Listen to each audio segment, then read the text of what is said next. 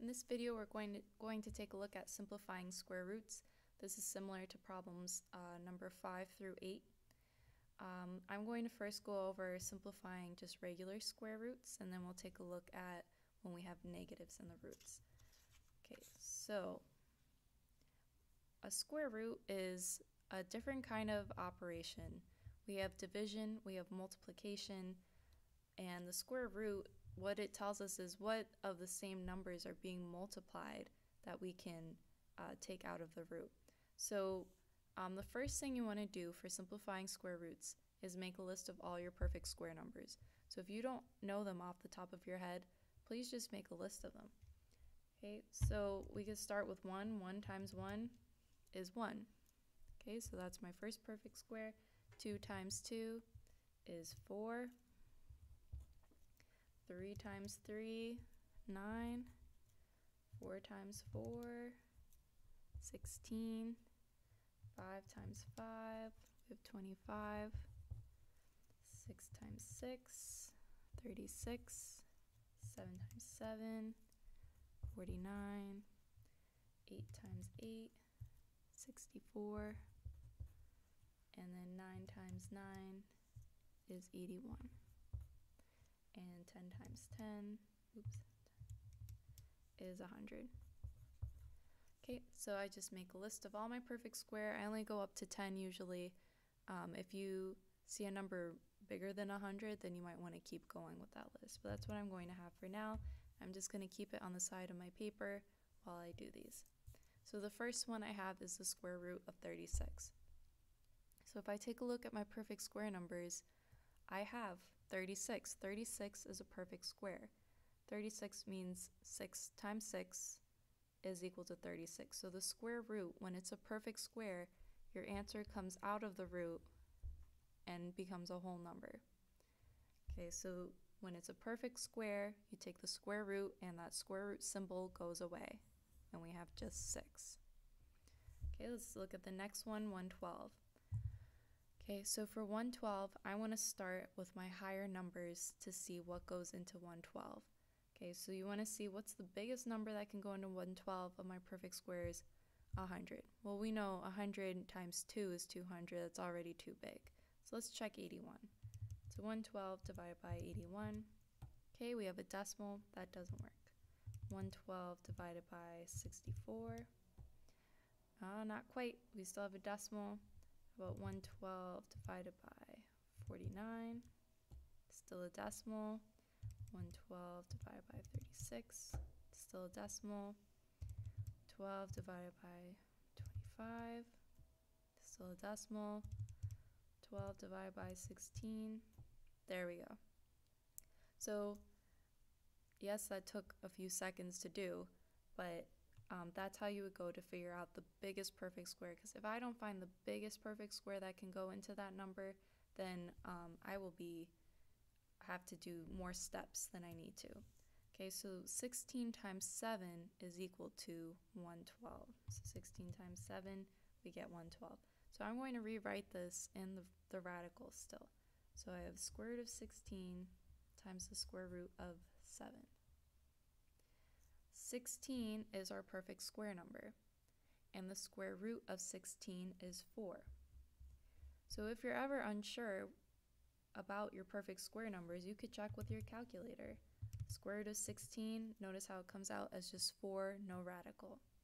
7 is not a perfect square, it's not one of our numbers here, so it would stay in the radical. And this would be our final answer.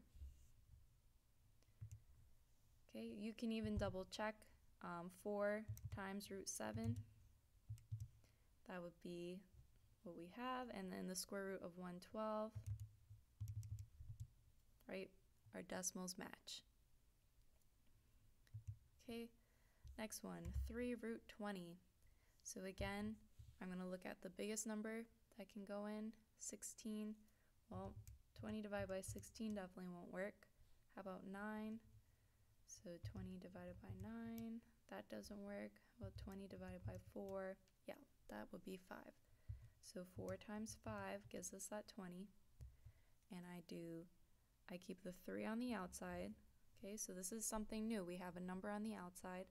I always write the perfect square number first. So it's the square root of 4 times the square root of 5. Okay, 4 is our perfect square, it's on our list, and the square root of 4 is 2. So what happens is when we take this number out of the radical, it multiplies to the number in front. So this becomes 3 times 2 root 5. And then 3 times 2 is 6, and the root 5 stays as root 5. And that would be your answer. Okay, and now we have a fraction. So remember, we can rewrite the fraction as the square root of the top times the square root of the bottom. Our goal is to get rid of the square root in the denominator. So when we simplify, we do not want square roots in the denominator. So to get rid of this square root, we need this to become a perfect square because our perfect square numbers come out of the radical. For this to become a perfect square, well, just think about what the definition of a perfect square is. It's the same number times the same number, like 2 times 2, 3 times 3. So here I can make this a perfect square by multiplying it by 2, by the same thing. And whatever I do to the bottom of the fraction, I'm going to do to the top because we don't want to change the value. Okay, so this would equal 3 times 2 is 6. So this is still in the root, square root 6. And then 2 times 2 would be 4, root 4. So now 4 is our perfect square, right? It's one of our perfect square numbers. So we would be left with root 6 on the top, and square root of 4 is 2. You should also check the top to see if a perfect square can go in. Our smallest perfect square that can go in is 4, and we wouldn't bother with 1. So 4 can't go into 6, and that's why we would leave it like that. Okay, so now taking a look at when we have negatives in the root. So this goes back to our definition of what is an imaginary number. That's our square root of a negative. Okay, so this square root of the negative, we take an I out and it can become a positive radical. So here, with our square roots with negatives, there's one way we can do it is just as soon as I see a negative in the radical, I'm going to write I, and then whatever else is in there, 16. Okay, square root of 16, it's on my perfect square list, it's 4. So I times 4, and then our standard form real number comes first. So this would be 4I, and that's your answer. Okay. Another way we can think of this, we can either just take I out right away, or I can take out that square root of negative 1. And then 147, we want to see what's the biggest perfect square that can go into 147. So I know it's not 100, I'm going to try 81. Not 81, how about 147 divided by 64? Not 64. So notice I'm working from the bottom of the list up. Okay, so 49 times 3 is what gives me 147. So that's what I'm going to use here. So this will be square root of 49 times the square root of 3. Okay, square root of 49, that's our perfect square number here. 49 is 7. Square root of negative 1 is I. And square root of 3 stays the same. Okay, 3 more to go here. So I have 2 and root negative 8. So just like how we did this one, after whatever comes out of the root, you multiply to what's in front of your root. So here we had 3 in front, this time we have 2. So I'm going to have 2, I'm going to take out my negative 1, and then the biggest perfect square that can go into 8, well, not 9, 4 is our only option, and 8 definitely goes into 4 twice. So this will become square root of 4 times 2. Okay, so I'm going to bring this 2 down, just keep it the same, and then the square root of 4 is 2, so this will be times 2, okay, and then the square root of negative 1 is our I. And then root 2 stays as root 2. Okay, all that's left is to multiply. 2 times 2 is 4I root 2. and that would be your answer. Right, here's the next one. So we have negative 4i and negative root of negative 180.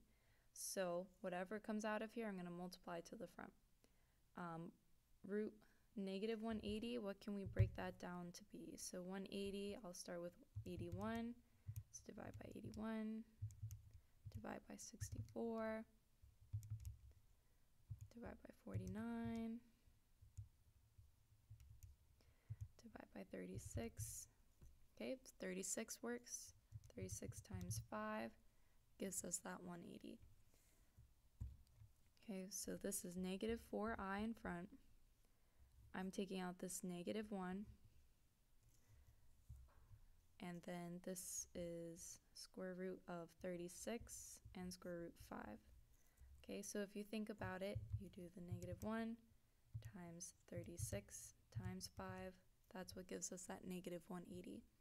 So don't make any of the other numbers negative, just the 1. So just take out that 1 negative, and then the rest you just treat the same as a regular radical. Okay, so negative 4i, I'm just going to bring that down. Square root of 36 is 6. Square root of negative 1 is I. And then root 5 stays as root 5. Now we just multiply. With multiplication, we can just multiply the numbers together and the i's together. So negative 4 times 6 is negative 24. I times I is I squared. But now this goes back to our exponents of I rule. I can't leave I with an exponent, so I squared is equal to negative 1. And then negative 24 times negative 1 is a positive 24 root 5. And that's my answer. Okay, so be careful. I noticed some people turn I into a negative 1. I is the square root of negative 1. That's why this becomes I. And then when you multiply, I squared becomes negative 1. Okay, and then last one here, we have a fraction. So similar to how we did the fraction before, I'm going to rewrite it as the square root of the top over a square root of the bottom. I'm going to first take this I out from the top, so this becomes I root 2 over root 5. And then I'm trying to get rid of the radical in the bottom, so I multiply by the same thing to make it a perfect square. And whatever I do to the bottom, I do to the top. So here, I will have I root 2 times 5 is 10. And on the bottom, 5 times 5 is 25. And now I have my perfect square of 25.